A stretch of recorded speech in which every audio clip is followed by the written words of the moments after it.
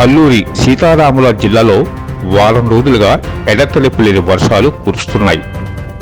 దీంతో వాగులు వంకలు పొంగి పొర్లుతున్నాయి.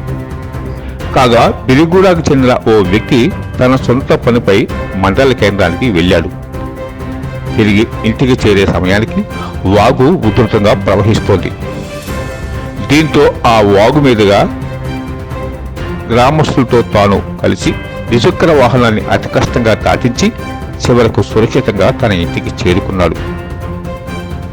ఇట్లా ఈ ఒక్క గ్రామమే కాదు, అల్లూరి సీతారామరాజు జిల్లాలో ఎన్నో మారుమూల గ్రామాల పరిస్థితి ఇదే దయనీయంగా ఉంది.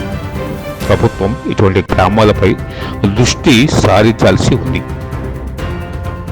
ఉధృతంగా ప్రవహిస్తున్న వాగు దాటడమే అతి కష్టం అనుకుంటే ఏకంగా ఆ గ్రామస్తులు తమ గ్రామానికి చెందిన ఓ వ్యక్తి ద్విచక్ర వాహనాన్ని కూడా అంతటి ఉధృత వాగు మీదుగా భుజాలపై మోస్తూ ఊరికి చేర్చారు. ఈ సాహస ఘటన అల్లూరి సీతారామరాజు జిల్లా ముంచంగిపట్టు మండలం బంగాపుట్టు గ్రామ పంచాయతీ బిలిగూడ గ్రామంలో చోటు చేసుకుంది.